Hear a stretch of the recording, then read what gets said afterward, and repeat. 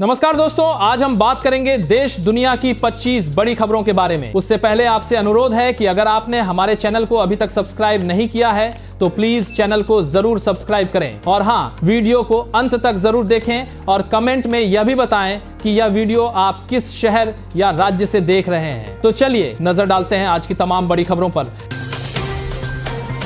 कपड़ा उद्योग को राहत देने के लिए केंद्र सरकार बड़ा फैसला ले सकती है। रिपोर्ट के मुताबिक सरकार कच्चे कपास के आयात पर लगने वाले 11% आयात शुल्क को हटाने पर विचार कर रही है। उद्योग जगत का कहना है कि इससे कपास की उपलब्धता बढ़ेगी और कपड़ा बनाने की लागत कम हो सकती है। यदि यह फैसला लागू होता है तो टेक्सटाइल सेक्टर को राहत मिलने के साथ निर्यात को भी बढ़ावा मिल सकता है। हालांकि सरकार की ओर से अभी अंतिम फैसला नहीं लिया गया है।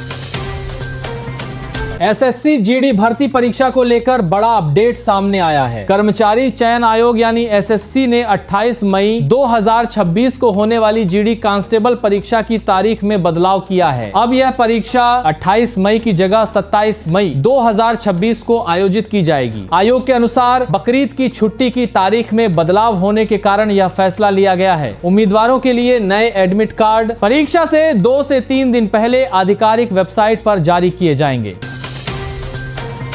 यूपी में बिजली कटौती पर सीएम योगी सख्त, अधिकारियों को दिए निर्देश। उत्तर प्रदेश में बिजली व्यवस्था को लेकर मुख्यमंत्री योगी आदित्यनाथ ने बड़ी समीक्षा बैठक की है। उन्होंने अधिकारियों को निर्देश दिया है कि गांवों में 18 घंटे और शहरों में 24 घंटे निर्बाध बिजली आपूर्ति सुनिश्चित की जाए। मुख्यमंत्री ने कहा कि कहीं भी बिजली फॉल्ट होने पर उसे तुरंत ठीक किया जाए और लोगों की शिकायतों का समय पर समाधान हो। लापरवाही बरतने वाले अधिकारियों पर कार्रवाई भी शुरू कर दी गई है। सरकार का कहना है कि भीषण गर्मी के दौरान लोगों को बिजली की कोई परेशानी नहीं होनी चाहिए।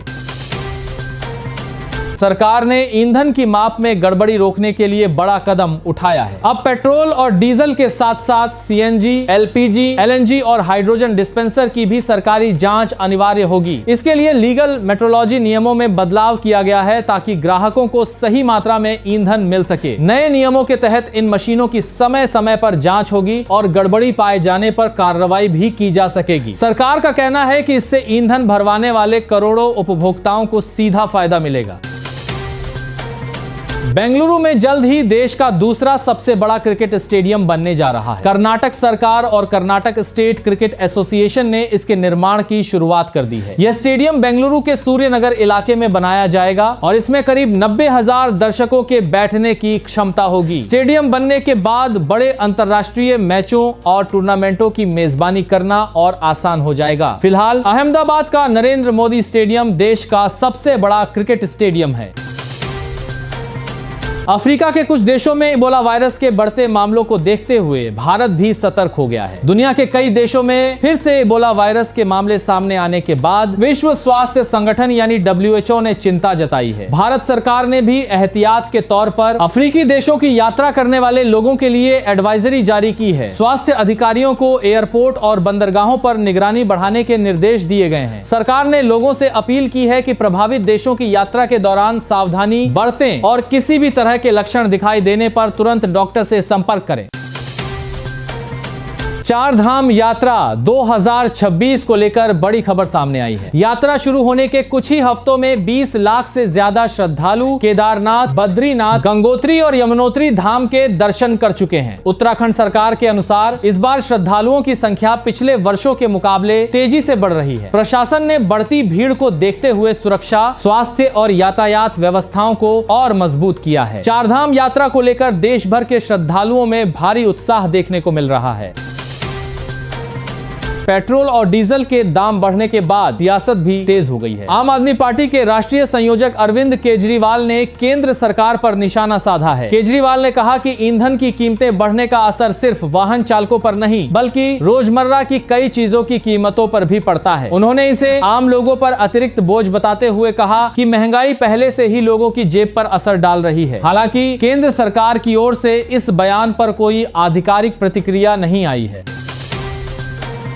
भारत के लिए LNG यानी प्राकृतिक गैस की सप्लाई को लेकर राहत की खबर है। ईरान और इजराइल के बीच तनाव के कारण समुद्री व्यापार प्रभावित होने की आशंका के बीच एक LNG टैंकर हॉर्मुज जलडमरू मध्य से निकलकर भारत की ओर रवाना हो गया है। युद्ध शुरू होने के बाद यह पहली बार है जब भारत के लिए LNG लेकर कोई टैंकर इस रास्ते से निकला है। इससे देश में गैस आपूर्ति को लेकर बनी चिंताओं को कुछ राहत मिलने की उम्मीद है।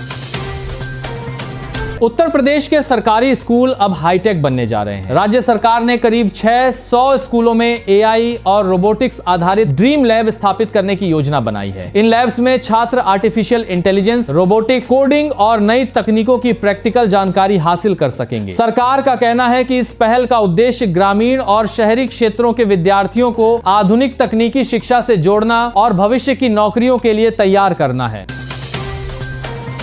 पश्चिम बंगाल सरकार ने अवैध रूप से रह रहे बांग्लादेशी और रोहिंग्या नागरिकों को लेकर बड़ा फैसला लिया है। राज्य सरकार ने सभी जिलाधिकारियों को होल्डिंग सेंटर बनाने के निर्देश दिए हैं, जहां अवैध विदेशी नागरिकों को डिपोर्ट किए जाने तक रखा जाएगा। सरकार का कहना है कि इन सेंटरों का इस्तेमाल पहचान, सत्यापन और कानूनी प्रक्रिया पूरी होने तक निगरानी के लिए किया जाएगा। प्रशासन को इसके लिए जगह चिन्हित कर जल्द कार्रवाई शुरू करने के आदेश दिए गए हैं।